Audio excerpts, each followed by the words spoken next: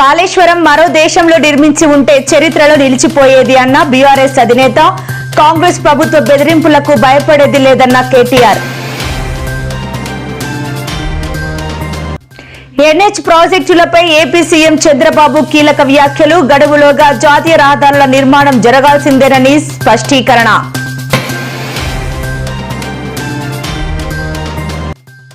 సింగరేణిలో వందలాది మంది ఎదురు చూస్తున్నారు. సర్కార్ ఎదుట ఎమ్మెల్సీ కవిత కీలక డిమాండ్.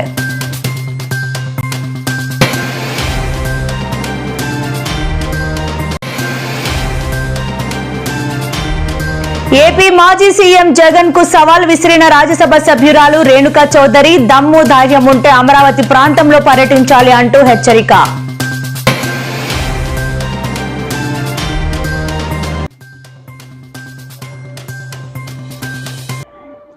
ఖమ్మం జిల్లా రఘునాథపాలెంలో గౌడ కమ్యూనిటీ హాల్ శంకుస్థాపన కార్యక్రమంలో పాల్గొన్న డిప్యూటీ సీఎం. వచ్చే ఎన్నికల్లో 90 సీట్లు పైబడి గెలుస్తామని ధీమా.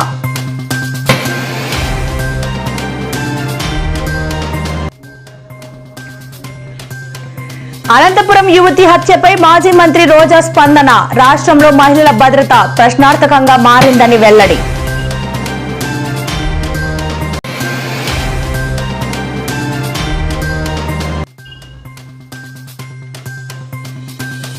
తెలంగాణలో 5 ఏళ్లలోపు పిల్లలు ఉన్న వారికి గుడ్ న్యూస్.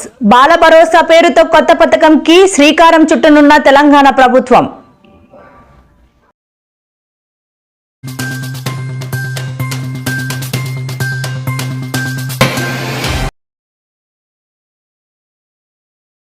కాళేశ్వరం అంశంపై ప్రభుత్వం ఏర్పాటు చేసిన సిట్ ఎదుట సోమవారం మాజీ మంత్రి హరీష్ రావు విచారణకు హాజరయ్యారు. ఈ పరిమాణాల నేపథ్యంలో కేటీఆర్ మీడియాతో మాట్లాడుతూ కాళేశ్వరం ప్రాజెక్టుపై తమ ప్రభుత్వం వైఖరిని, ప్రస్తుత రాజకీయ పరిస్థితులపై కీలక వ్యాఖ్యలు చేశారు. కాళేశ్వరం ప్రాజెక్టును ఒకవేళ మరో దేశంలో నిర్మించి ఉంటే అది చరిత్రలో శాశ్వతంగా నిలిచిపోయేదని కేటీఆర్ అభిప్రాయపడ్డారు. కానీ మన దేశంలో కాంగ్రెస్, బీజేపీలు తమ రాజకీయ ప్రయోజనాల కోసం దీనిని ఒక పావుగా మార్చుకున్నాయని ఆవేదన వ్యక్తం చేశారు. మొట్టమొదటి విషయం ఏమంటే ఇంకో దేశంలోనైతే కాళేశ్వరం లాంటి ప్రాజెక్టు కనుక ఏదన్నా ఒక రాష్ట్ర ప్రభుత్వం కానీ ఆ దేశం కానీ కట్టింటే దాన్ని కీర్తించేవారు, దాని కీర్తిని అజరామరంగా శాశ్వతంగా నిలిచిపోయేలాగా చేసేవాళ్ళు. ఎందుకంటే ఒక 45 లక్షల ఎకరాలకు నీళ్ళు ఇచ్చే ప్రాజెక్టు 4 ఏళ్ల కాలంలో ఈ దేశంలో ఒక రికార్డు సమయంలో కడితే ఇంకో దేశంలోనైతే దాన్ని గొప్పగా కీర్తించేవారు, శ్లాఘించేవారు. కానీ మన దేశంలో కుసంస్కారమైన, కుత్సితమైన రాజకీయాలు ఎక్కువైపోయినాయి. అటు బీజేపీ కానీ ఇటు కాంగ్రెస్ కానీ ఈరోజు ఒకటే ఎజెండాతో పనిచేస్తున్నాయి. ఏదో ఒకటి చేసి కేసీఆర్ గారిని బద్నాం చేయాలి. హరీష్ రావు గారు నిన్నగాక మొన్న ఒక ప్రజెంటేషన్ ఇచ్చారు డీటెయిల్డ్గా. నాకు తెలిసినంతవరకు ఈ రాష్ట్రంలో ఎవరైనా సరే కొంత అవగాహన ఉన్నవాళ్ళు మరి ఒకవేళ చూసింటే ఆ ప్రజెంటేషన్ కనుక చూసింటే స్పష్టంగా అర్థమవుతున్నది. ఎలాంటి అపవాదులకు కానీ ఎలాంటి అనుమానాలకు కానీ తావు ఇవ్వకుండా, ఎవరికైనా ఏమైనా అనుమానాలున్నా ఏమైనా అభిప్రాయాలున్నా వాటిని మార్చుకునే విధంగా సవివరంగా, వివరణాత్మకంగా, పూర్తి స్థాయిలో అరటిపండు ఒలిచి నోట్లో పెట్టినంత ఈజీగా హరీష్ రావు గారు మరి ఈ కాళేశ్వరం ప్రాజెక్టు గురించి వివరణ ఇచ్చారు. అది కేబినెట్ ఆమోదంతో రాష్ట్ర ప్రభుత్వం తీసుకున్న ప్రాజెక్టు తప్ప ఎవరో వ్యక్తో ఒక ఇండివిజువల్ తీసుకున్న నిర్ణయం కాదు. రెండవది, ప్రభుత్వాలు విధానపరమైన నిర్ణయాలు తీసుకుంటాయి. ఒక ప్రాజెక్ట్ కట్టాలని, ఎంత డబ్బు పెట్టాలని, ప్రజల కోసం ఏ సీజన్కి ఎన్ని ఇవ్వాలని ప్రభుత్వాలు నిర్ణయాలు తీసుకున్న తర్వాత వాటిని ఆచరణలోకి తీసుకురావాల్సింది, అమలు చేయాల్సింది ఖచ్చితంగా అధికారులు, ప్రభుత్వం యొక్క యంత్రాంగం. అంతే తప్ప ఇందులో దాచడానికి కానీ దాపరికం కానీ ఏమీ లేదు. కానీ ఈ దేశం ఎట్లా తయారైందంటే ఇదిగో పులి అంటే అదిగో తోక. మేడిగడ్డ మీద ఏదో జరిగిపోయింది అని ఒక ఆయన అనగానే లే జరిగిపోయింది నిజమైన ఇంకొక ఆయన. బీజేపీ, కాంగ్రెస్ ఇవాళ దున్నపోతు ఇనింది అంటే దుడ్డను కట్టేమన్నట్టు ఒకరినొకరు రాజకీయ ప్రయోజనాలు ఎక్కువైపోయి ఒకరినొకరు ఇవాళ కాపాడుకునే ప్రయత్నం చేస్తూ ఉన్నారు. వాస్తవం ఏమి అంటే ఇవాళ స్పష్టంగా కాళేశ్వరం వల్ల వచ్చిన ఫలితాలు ప్రజల అనుభవంలో ఉన్నాయి. కాళేశ్వరం వల్ల ఈరోజు ఎంత వ్యవసాయ విస్తీర్ణం జరిగింది, ఎంత పంటల దిగుబడి పెరిగింది, ఇవన్నీ కూడా ప్రజల ముందు ఉన్నాయి. కాబట్టి మొన్న ఈటెల రాజేందర్ గారు చెప్పింది కూడా భిన్నంగా ఏం చెప్పలేదు. ఇది క్యాబినెట్ నిర్ణయం అని చెప్పారు. Yes, it is a collective decision of the cabinet. Every member of the cabinet was involved in the decision. రెండవది, ఏ అవకతవకలు కానీ ఏ అమరావతి మహిళలపై అసభ్య వ్యాఖ్యలు చేసిన కేసులో సీనియర్ జర్నలిస్ట్ సాక్షి టీవీ యాంకర్ కొమ్మినేని శ్రీనివాసరావును ఏపీ పోలీసులు నిన్న అరెస్ట్ చేసిన విషయం తెలిసిందే. అయితే ఈ రోజు ఉదయం వైద్య పరీక్షల కోసం ఆయనను గుంటూరు జీజీహెచ్ కు తీసుకెళ్లారు. వైద్య పరీక్షల అనంతరం ఆయనను మంగళగిరి కోర్టులో హాజరుపరిచారు. ఓ చర్చ కార్యక్రమంలో అమరావతి ప్రాంత మహిళలపై ఆయన చేసినట్లుగా ఆరోపించబడుతున్న వివాదాస్పద వ్యాఖ్యలకు సంబంధించి 4 రోజుల క్రితం దాఖలైన ఫిర్యాదు మేరకు ఈ అరెస్ట్ జరిగింది. అంటున్నారా? నాకు అర్థం కాలేదు. మీ ఇష్టం వచ్చినట్టు మాట్లాడే కార్యక్రమం చేస్తున్నారు, లైవ్లో ఇష్టం వచ్చినట్టు బూతులు ఇట్టే కార్యక్రమం చేస్తున్నారు. చాలా దుర్మార్గం మనం చేస్తాం. చాలా ఇంతకుముందు నేను మనవి చేస్తున్నాను. నేను కూడా ఇది చూడండి, భారతమ్మ గారి మీద ఏ విధంగా దుష్ప్రచారం చేసేటటువంటి కార్యక్రమాలు ఇంతకుముందు నడిపారు. మీద వెళ్ళిపోయి కొమ్మినేని శ్రీనివాస్ గారి ఇంటి పట్టుకొచ్చారు. ఏమిటి దారుణం అంటున్నా? అంటే మీరు ఏ మార్గం చూపిస్తున్నారు? అంటే ప్రభుత్వం దలుచుకుంటే ఏ టీవీలో పనిచేసే యాంకర్ అయినా సరే ఎవరైనా విశ్లేషకుడు మాట్లాడితే అది అతని మీద రుద్ది వాళ్ళని తీసుకొచ్చి అరెస్ట్ చేసి కోర్టులో ప్రొడ్యూస్ చేయవచ్చుననేటువంటి ఒక కొత్త రకమైన సాంప్రదాయాన్ని తీసుకొస్తున్నారు మీరు. మాజీ ఎమ్మెల్యేలు, మాజీ మంత్రులు, మాజీ ఎంపీలు, ఐఏఎస్లు, ఐపీఎస్లు ఈ రోజు ఒక జర్నలిస్ట్ దగ్గరకు వచ్చింది. అంటే ఒక్కసారి ఆలోచన చేయండి ఏ విధంగా పరాకాష్ఠకి రెడ్ బుక్ పాలన చేరిందనేది. అమరావతి మహిళల పదవే రాలేదు, వాళ్ళ మీద అసభ్య వ్యాఖ్యలు అని చెప్పి వీళ్ళు దుర్మార్గంగా ప్రచారం చేస్తున్నారండి. మిమ్మల్ని ఏమడిగారు సార్? అసలు ఐడి కార్డు చూపించారు, మేము తుళ్ళూరుకి రావాలని అంటున్నారు. నేను రావడానికి సిద్ధమే, మెడిసిన్ అవి తీసుకోవాలన్నా లేదు, వెళ్ళటానికి పైకి వెళ్ళటానికి ఒప్పుకోవట్లేదు. పాపం అవమానిస్తారా? ఆయన ఛానల్ అవమానిస్తారా? మీ కడుపు మంటంతా ఒక తప్పుడు దీని మీద చేసుకొని మీ అక్కసంతా అసహ్యకరమైన రీతిలో ఫోటోలు తెచ్చి బయట వేసి చెప్పులతో కొట్టడాలు, అసలు దాన్ని ఏమంటాం, పిశాచాలు కూడా ఇట్లా చేయము, రాక్షసుడు అనలేము. ఇవంతా సంకర ఇది ఉన్నట్టుంది. ఇవన్నీ కలిస్తే తయారైన తెగ ఏదో ఒకటి ఉన్నట్టుంది. ఆ తెగ పూనుకుంటే మాత్రమే ఇట్లా చేయగలదు. దాంట్లో అంటే ఇంకా ఘోరము, బాధ కలిగించి భయం వేసేది ఏంటంటే ఈ తెగ అనార్గనైజ్గా లేదు, ఆర్గనైజ్ అయింది, పూర్తి సమన్వయంతో పనిచేస్తుంది, కమ్ముకుంటుంది, కమ్ముకొని దెబ్బ కొట్టాలని చూస్తుంది.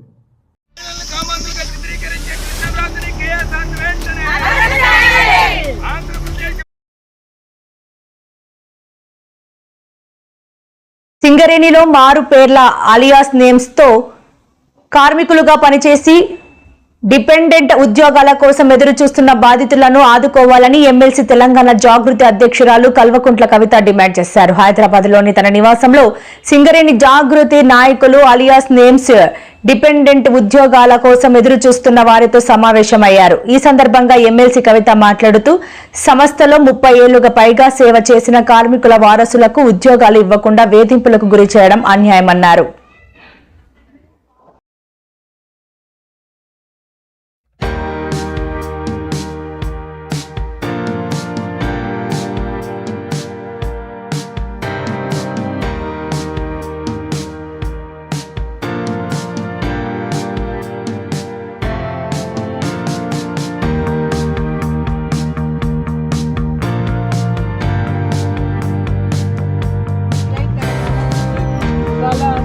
ఉద్యోగస్తులందరూ కూడా బాధపడుతున్నటువంటి సందర్భం. ఈ కాంగ్రెస్ ప్రభుత్వం అధికారంలోకి రాకముందు అనేకమైనటువంటి మాటలు ఉద్యోగులకు చెప్పడం జరిగింది.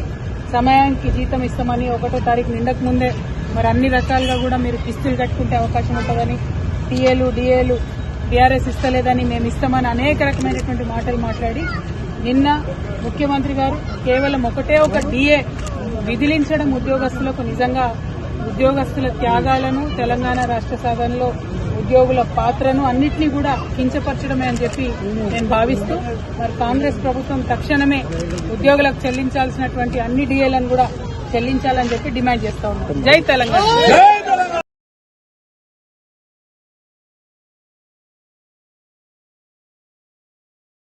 రాష్ట్రంలో నిర్మాణంలో ఉన్న జాతీయ రహదారి ప్రాజెక్టులపై అధికారులు కాంట్రాక్టర్లతో ముఖ్యమంత్రి చంద్రబాబు నాయుడు నిన్న వెలగపూడి రాష్ట్ర సచివాలయంలో సమీక్ష నిర్వహించారు. జాతీయ రహదారుల నిర్మాణ పనుల్లో జాప్యం చేస్తే సంబంధిత కాంట్రాక్ట్ సంస్థలను బ్లాక్ లిస్టులో పెట్టాలని కేంద్ర ప్రభుత్వాన్ని కోరతానని ఈ సందర్భంగా ఆయన హెచ్చరించారు. బెంగళూరు, కడప, విజయవాడ జాతీయ రహదారిలో భాగమైన కోడూరు క్రాస్, కడప, ముప్పవరం ప్యాకేజీలో పనులు ఆలస్యంగా జరగడం, మరికొన్ని ప్రాజెక్టుల్లోనూ పనులు నెమ్మదిగా సాగుతుండటంపై ముఖ్యమంత్రి అసంతృప్తి వ్యక్తం చేశారు. తల్లికి వందనం 15,000 రూపాయలు ఇస్తాను.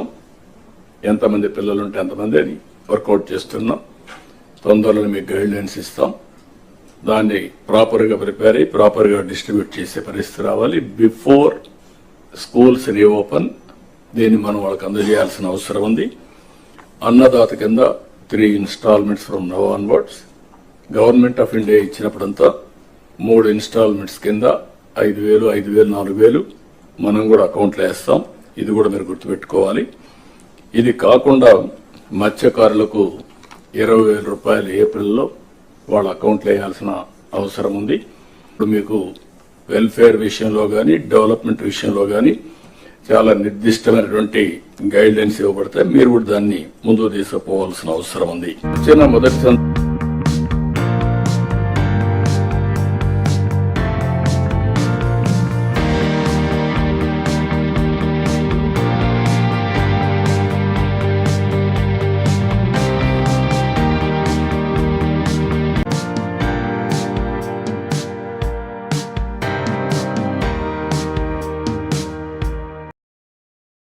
జిల్లా రఘునాథపాలెం మండలంలో గౌడ కమ్యూనిటీ హాల్ శంకుస్థాపన కార్యక్రమంలో డిప్యూటీ సీఎం బట్టి విక్రమార్క పాల్గొన్నారు. ప్రస్తుతం ఏ రాష్ట్రంలో లేని విధంగా తెలంగాణలో సంక్షేమ కార్యక్రమాలు ఉన్నాయని, తమ సంక్షేమ కార్యక్రమాలతో వచ్చే ఎన్నికల్లో కాంగ్రెస్ పార్టీ 90 సీట్ల పైబడి గెలుస్తుందని డిప్యూటీ సీఎం బట్టి విక్రమార్క ధీమా వ్యక్తం చేశారు. ప్రజల అజెండానే పాలనగా చేస్తున్నామని, సంపద అంతా వెనుకబడిన వర్గాల వారికి అందేలా చేయడమే రాహుల్ గాంధీ లక్ష్యమని పేర్కొన్నారు. 1,00,000 కోట్లు మహిళలందరికీ వడ్డీ లేని రుణాలు ఇచ్చి కోటీశ్వరులను చేయాలని కాంగ్రెస్ ప్రభుత్వం భావిస్తుందని డిప్యూటీ సీఎం చెప్పారు. సంబంధించి మరి ఎప్పటి నుంచో నీటి అవసరాలు కావాలని, ఆ వసతులు తీర్చుకోవడం కోసమే మనకు ప్రత్యేక రాష్ట్రం కావాలని, కృష్ణానది ఒడ్డునే ఉన్నాం, ఆ ఒడ్డునున్నటువంటి నీళ్లని మన భూమి పొరల్లోకి పారించుకోవాలని చెప్పి ప్రత్యేక రాష్ట్రం వస్తే గతం కంటే ఇంకా స్పీడ్ గా పారించుకోవచ్చని మనం అందరం పోరాటం చేశాం, తెచ్చుకున్నాం. మరి నేను 10 సంవత్సరాలుగా లెక్కలు తీశాను. ఆనాటి ప్రభుత్వాలు చేసినటువంటి ప్రాజెక్టులు పూర్తి చేసి నీళ్లు ఇచ్చిన చరిత్ర తప్ప ఈ 10 సంవత్సరాల్లో ఏ ప్రాజెక్టు ద్వారా 1 ఎకరానికి కూడా, మహబూబ్నగర్ ఉమ్మడి జిల్లాలో 1 ఎకరానికి కూడా నీళ్లు ఇచ్చినటువంటి చరిత్ర లేదు. మరి మనందరి ఆశ తపన 10 సంవత్సరాలు ఆవిరైపోయి, నిధులు ఆవిరైపోయాయి, నీళ్లు మాత్రం రాలేదు. ఇప్పటికి కూడా పాలమూరు జిల్లాలో ఉన్నటువంటి ప్రాజెక్టులు చూస్తే జోరాల ఆనాటి కాంగ్రెస్ ప్రభుత్వాలు కట్టించింది, కోయల్ సాగర్ ఆనాటి ప్రభుత్వాలు కాంగ్రెస్ ప్రభుత్వాలు కట్టించింది, భీమా ఫేజ్ 1 ఫేజ్ 2 ఆనాటి ప్రభుత్వాలు కట్టించింది, కల్వకుర్తి లిఫ్ట్ ఇరిగేషన్ ఆనాటి ప్రభుత్వాలు కట్టించింది. వీటన్నిటికీ నీళ్లు బేస్ చేసుకొని తీసుకోవడానికి కావాల్సినటువంటి స్టోరేజ్ కెపాసిటీ పెంచి కట్టినటువంటి శ్రీశైలం ప్రాజెక్టు ఆనాటి కాంగ్రెస్ ప్రభుత్వాలు కట్టింది. మరి మీరు 10 ఏళ్లుగా ఏం చేశారయ్యా? ఏం చేయలేదు. ఆనాటి కాంగ్రెస్ ప్రభుత్వాలు పాలమూరు రంగారెడ్డికి శాంక్షన్ చేసి డిజైన్ కోసం అప్రూవల్ ఇచ్చి శాంక్షన్ చేసి జీవోని అడ్డం పెట్టుకుని సరే మేము ఇది చేపడతామని చెప్పి ఇదే దేవరకద్ర శాసనసభ నియోజకవర్గంలో వచ్చి 2015 జూన్ 11వ తారీఖు నాడు వచ్చి ఇక్కడ కరువెన రిజర్వాయర్ కోసం పునాదులు వేశారు. 3 సంవత్సరాల్లో నీళ్లు బారిస్తామని చెప్పారు. ఎక్కడ 3 సంవత్సరాలండి? 10 సంవత్సరాలు అయిపోయింది, నీళ్లు బారలేదు. పారకపోగా హడావిడిగా ఎన్నికల కంటే ముందు ఓ పెద్ద మనిషి ఇక్కడికి వచ్చేసి పంప్ ఆన్ చేసిండు, నీళ్లు బారిచ్చామో చూసుకోండి, ఇక అద్భుతంగా నీళ్లు బారుతున్నాయి. నార్లాపూర్ దగ్గర కొద్దిగా ఒక పంప్ ఆన్ చేసి, ఆ పంప్ కూడా ట్రయల్ రన్ లానే ఆన్ చేసి మళ్ళీ ఎమ్మటే బంద్ చేశారు. బంద్ చేసి మొత్తం నేను పాలమూరు రంగారెడ్డి పూర్తయిపోయింది, మహబూబ్నగర్ జిల్లాలో సస్యశ్యామలంగా నీళ్లు బారుతున్నాయి, పంటలు బ్రహ్మాండంగా వండుతున్నాయి అని చెప్పి వెళ్ళిపోయింది. ఏదో పాత కథల్లో, చందమామ కథల్లో అద్భుతమైనటువంటి అభూత కల్పనలు సృష్టించి అరచేతిలో వైకుంఠం చూపించి అన్ని వచ్చేసి అనుభవించండి అని చెప్పారు. కానీ వాస్తవాన్ని చూస్తే ఏమీ లేదు. ఇప్పటికి కూడా నార్లాపూర్ నుంచి ఏదుల మధ్యలో ఉన్నటువంటి కొంత గ్యాప్ ని పూర్తి చేయలే. నార్లాపూర్ నుంచి ఏదులకు నీళ్లు రావాలి, ఏదుల నుంచి ఒట్టానికి రావాలి, ఒట్టే నుంచి కరివెనకి రావాలి.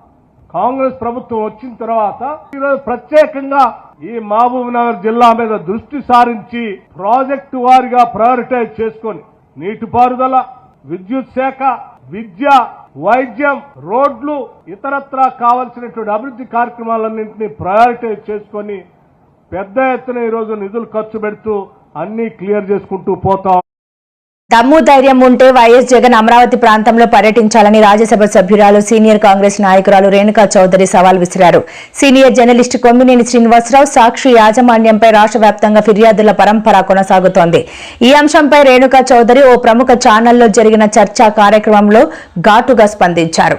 వైఎస్ జగన్మోహన్ రెడ్డి తీరుపై తీవ్ర స్థాయిలో విమర్శలు గుప్పించారు. వైఎస్ జగన్ కు మానసిక చికిత్సను తాను ఉచితంగా చేయిస్తానని ప్రకటించారు. గతంలోనూ జగన్మోహన్ రెడ్డి వ్యవహరించిన తీరుపైన ఆమె విమర్శలు చేశారు. అక్కడే ఉన్నాను, కాలేజ్ తెచ్చుకున్న దుష్టుడు ఈయన కాదా? ఇది నిజం కాదా? చెప్పండి. నేనున్నాను ఆ రోజు, నేను అక్కడే ఉన్నాను. కాలేజ్ స్కూల్లో చదివేటప్పుడు ఈయన చేసిన చరిత్ర అంతా కూడా నా దగ్గర ఉంది. ఇట్లాంటోళ్ళకి ప్రజలంత అమాయకులు కాకపోతే ఓటేసి గెలిపించి రాష్ట్ర ముఖ్యమంత్రిగా పెట్టినందుకు ఆ పాపానికి వాళ్ళందరూ అనుభవిస్తున్నారు. రాష్ట్రాన్ని నాశనం చేసి, సర్వనాశనం చేసి, అప్పులు పాలు చేసి, అబద్ధాలు చెప్పి సోమారిపోతులుగా తయారు చేసి అక్కడ వీడు మాట్లాడుతున్నాడు. సొంతంకేమో ఓ ఆవురు ఆవురు అని చెప్పి అందరి దగ్గర డబ్బులు వసూళ్లు చేసుకొని ఎలక్షన్లు అప్పుడు పేర్లు చెప్పి స్వాధీనాలు, టికెట్ల కోసం తోకాలు కట్టి చేసిన మోసగాళ్ళు. జగన్మోహన్ రెడ్డి ఏం మాట్లాడతాడండి? అసలు ఈ మానసిక చికిత్స ఉచితంగా నేను చేపిస్తాను. ఎందుకంటే ఈ సీరియస్ ప్రాబ్లం నేను చెప్తున్నా. నేను ఊరికే అంటల్లా, వ్యంగ్యంగా కూడా అంటలేదు, బాధగా అంటున్నా. ఈ విధంగా వీళ్ళు ఇట్లా మాట్లాడుతుంటే ఇంట్లో తల్లుంది, రోడ్లో చెల్లుంది, నీ కుటుంబ సభ్యులందరూ ఆడు కూర్చున్నారు. వాళ్ళు ఎవడో అమాయకుడు ఒక్క మాట అన్నందుకు తీసుకెళ్లి ఓ నెత్తిన బట్టేసేసి పెద్ద టెర్రరిస్ట్ గా చూపించి అరెస్ట్ చేసేసారు. అబ్బా, అంత పౌరుషం అక్కడ నీకు వచ్చేటప్పటికి నీకు చివుక్కుమంటుంది. మిగతా మహిళల గురించి మాట్లాడేటప్పుడు నేను ఒక్కటి చెప్తున్నా, లేని యధవలు ఉన్నారు ఇక్కడ. వీళ్ళు మాట్లాడుతున్నారా? రేణుకా చౌదరి గారు ఇక్కడ ఈ రకమైన కామెంట్స్ చేస్తే ఆ సంస్థ యొక్క చైర్పర్సన్గా భారతిరెడ్డి గారు ఉన్నారు, మహిళ. మాజీ ముఖ్యమంత్రి జగన్మోహన్ రెడ్డి గారి కుటుంబ సంస్థ అది. కోర్స్ తల్లిని చెల్లిని బయటికి దోచేసినోడికి మహిళల వాల్యూ ఏం తెలుసులే, మీరు ఎక్కువ ఆశించకండి అన్నారు.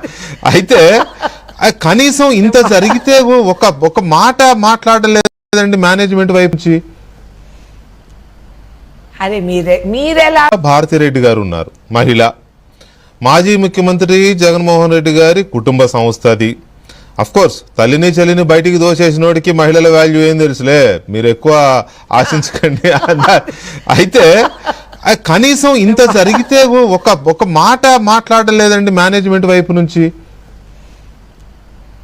అరే మీరెలా అనుకుంటున్నారు వాళ్ళు మాట్లాడతారు? ఇదంతా దున్నపోతు పైన వానే. ఆ దున్నపోతు బతుకు కాబట్టి దున్నపోతు కన్నా ఒక కార్యక్రమము, ఒక ఇది ఉంది. కానీ వీళ్ళకి ఉందా? తండ్రి శవం చల్లగవ్వక ముందే రాజకీయ దాహంతో సంతకాలు పెట్టించుకున్న దుష్టుడు ఈయన కాదా? ఇది నిజం కాదా? చెప్పండి. నేనున్నాను ఆ రోజు, నేను అక్కడే ఉన్నాను. కాలేజ్ స్కూల్లో చదివేటప్పుడు ఈయన చేసిన చరిత్ర అంతా కూడా నా దగ్గర ఉంది. ఇట్లాంటోళ్ళకి ప్రజలంత అమాయకులు కాకపోతే ఓటేసి గెలిపించి రాష్ట్ర ముఖ్యమంత్రిగా పెట్టినందుకు ఆ పాపానికి వాళ్ళందరూ అనుభవిస్తున్నారు. రాష్ట్రాన్ని నాశనం చేసి, సర్వనాశనం చేసి, అప్పులు పాలు చేసి, అబద్ధాలు చెప్పి సోమారిపోతులుగా తయారు చేసి అక్కడ వీడు మాట్లాడుతున్నాడు. సొంతంకేమో ఓ ఆవురు ఆవురు అని చెప్పి అందరి దగ్గర డబ్బులు వసూళ్లు చేసుకొని ఎలక్షన్లు అప్పుడు పేర్లు చెప్పి స్వాధీనాలు, టికెట్ల కోసం తోకాలు కట్టి చేసిన మోసగాళ్ళు. జగన్మోహన్ రెడ్డి ఏం మాట్లాడతాడండి? అసలు ఈ మానసిక చికిత్స ఉచితంగా నేను చేపిస్తాను.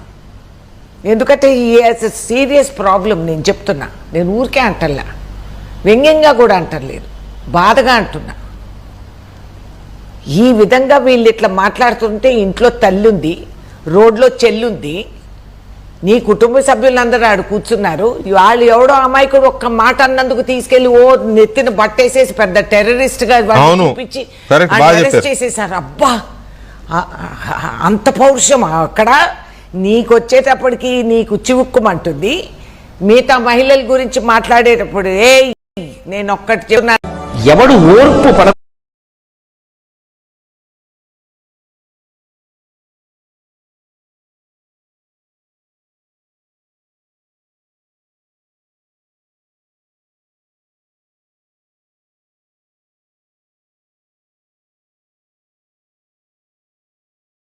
తెలంగాణలో చిన్నారుల సంక్షేమం కోసం మరో కొత్త సంక్షేమ పథకాన్ని అందుబాటులోకి తీసుకొస్తున్నట్లు మంత్రి సీతక్క ప్రకటించారు.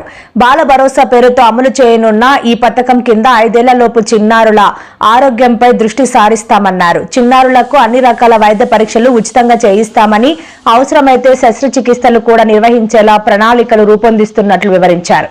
ఈ మేరకు తెలంగాణ సచివాలయంలో నిన్న కలెక్టర్లతో నిర్వహించిన సమావేశంలో మంత్రి సీతక్క ఈ వివరాలు వెల్లడించారు.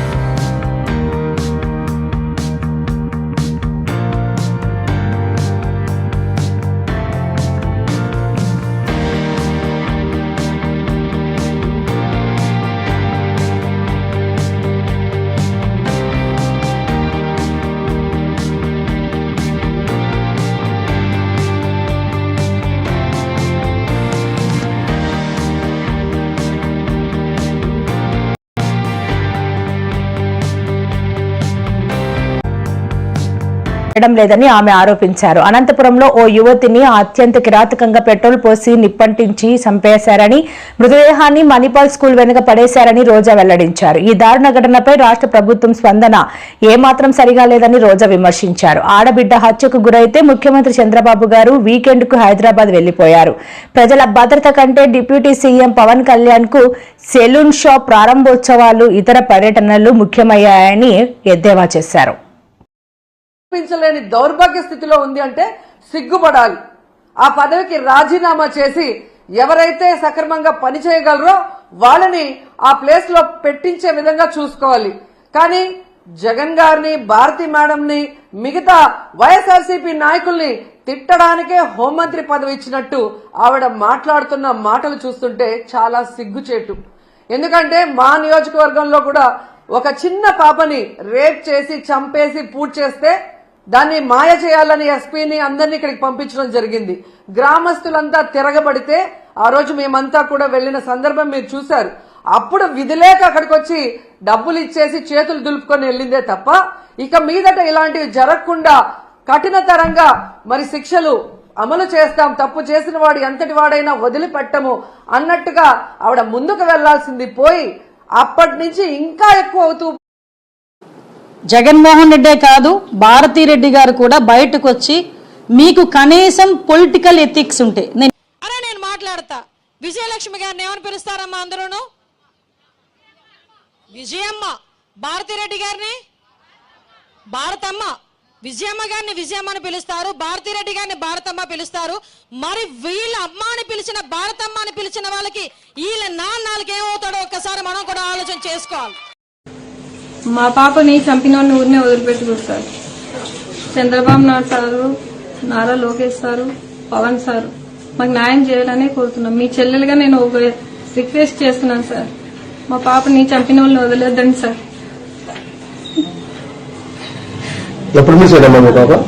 మా పాప మంగళవారం నైట్ సార్ తీసుకెళ్లినారు.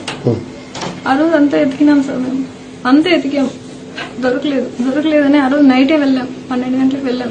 వెళ్ళి కంప్లైంట్ ఇచ్చినాం. కంప్లైంట్ ఇస్తే వాళ్ళు ఆ నైట్ తీసుకోలేదు. వాళ్ళు మళ్ళీ మార్నింగ్ రమ్మన్నారు. మార్నింగ్ వెళ్ళాం.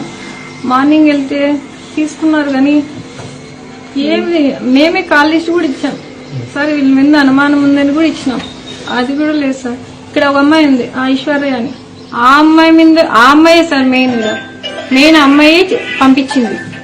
అవి ఎంతమంది చంపినారో తెలియదు, మాకైతే ఎంతమంది చంపినారో తెలుసు. పక్కన ఉంది సార్, ఏదో పని చేసే అమ్మాయి. మా అమ్మాయిని మాట్లాడి వాళ్ళతో పరిచయం చేపించి అట్లా పంపించేసింది. ఆ అమ్మాయి పంపించేసింది. నేను రాత్రి కూడా కొన్ని ఒప్పుకుంది, కానీ ఇంతవరకు ఏంటి పోలీసు వాళ్ళు రాలేదు, అమ్మాయిని తీసుకెళ్లలేదు. మేము ఇంకా బీదోళ్ళమనా ఏమో మరి అంత నెగ్లెక్ట్. ఎంతమంది ఆడపిల్లల్ని రేప్ చేశారు, ముక్కలు ముక్కలుగా నరికేశారు. 3 ఏళ్ల పాప నుంచి ముసలాళ్ల వరకు ఎవరిని వదిలిపెట్టకుండా ఎలా అత్యాచారాలు చేస్తూ దాడులు చేస్తూ వాళ్ళని కంపల్లో విసిరేస్తున్నారో మనం కళ్ళారా చూస్తున్నాం. ఇంత జరుగుతున్నా కూడా తెలంగాణ రాష్ట్ర రోడ్డు రవాణా సంస్థ టీజీఆర్టీసీ ప్రయాణికులకు షాక్ ఇచ్చింది. వివిధ రకాల బస్ స్టాపుల ధరలను గణనీయంగా పెంచుతూ నిర్ణయం తీసుకుంది. ఈ పెంచిన ఛార్జీలు సోమవారం జూన్ 9 నుంచి అమల్లోకి వచ్చాయి. సాధారణ ప్రయాణికులతో పాటు విద్యార్థులు వినియోగించే పాస్ల ధరలు కూడా పెరిగాయి. సగటున 20% పైగా ఈ పెంపుదల ఉంది. బస్ పాస్ ధర ఇప్పటి వరకు 1150 రూపాయలు ఉండగా దీన్ని 1400కు పెంచారు. మెట్రో ఎక్స్ప్రెస్ పాస్ ధర 1300 నుంచి 1600కు పెంచారు. మెట్రో డీలక్స్ పాస్ ధర 1450 రూపాయల నుంచి 1800కు పెరిగింది. విజయవాడ ఆటనగర్లోని సాక్షి కార్యాలయం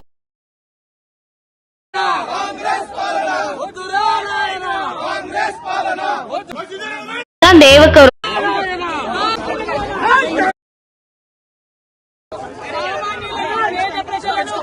విద్యార్థులను కాంగ్రెస్ ప్రభుత్వానికి ఇవాళ తెలంగాణ జాగృతి ఖచ్చితంగా కూడా తగ్గించాలని డిమాండ్ చేస్తున్నాం. బస్ పాస్ ద్వారా 1100 ఉంటే 1400 చేసిండ్రు. ఊర్లలో కూడా ఇది కరెక్ట్ కాదు. ఈ బస్సు మిమ్మల్ని ఆర్టీసీ ఇప్పుడు ఆర్టీసీ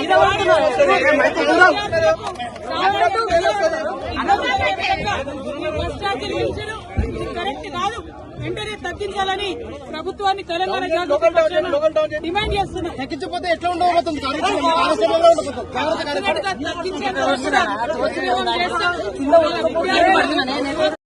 వద్ద అమరావతికి చెందిన మహిళలు పెద్ద ఎత్తున ఆందోళనకు దిగారు. కార్యాలయం ముందున్న బోర్డును వారు తొలగించారు. ఈ పరిణామంతో అప్రమత్తమైన సాక్షి మేనేజ్మెంట్ కార్యాలయ ప్రధాన గేటుకు తాళాలు వేసింది. దీంతో ఆగ్రహం చెందిన కొందరు మహిళా నేతలు గేటుపైకి ఎక్కి తమ నిరసనను కొనసాగించారు.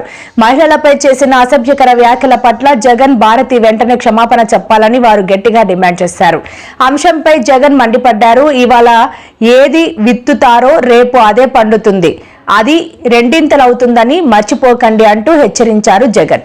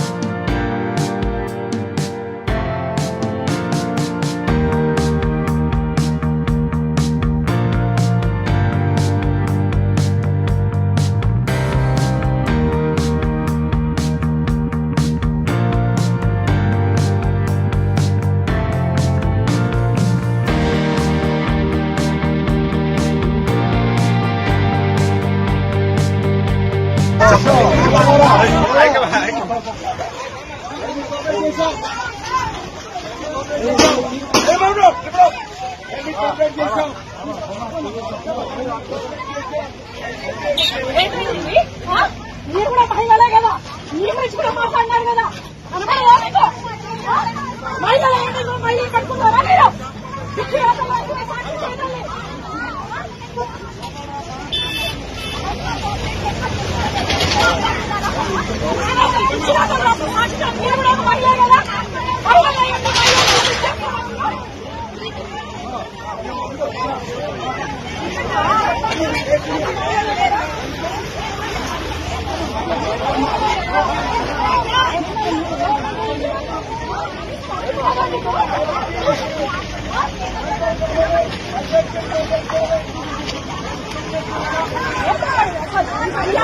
ఈనాటి కర్మ మరునాడే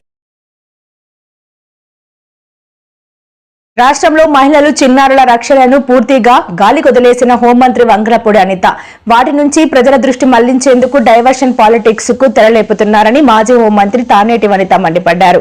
తూర్పు గోదావరి జిల్లా నల్లజర్లలో మీడియాతో మాట్లాడుతూ కూటమి ప్రభుత్వం ఏడాది పూర్తయిన నేపథ్యంలో ప్రజలకిచ్చిన హామీలను నెరవేర్చకుండా ప్రభుత్వ వైఫల్యాల నుంచి ప్రజల దృష్టి మళ్లించే ప్రయత్నం చేస్తున్నారని ఆగ్రహం వ్యక్తం చేశారు. కాళేశ్వరం మరో దేశంలో నిర్మించి ఉంటే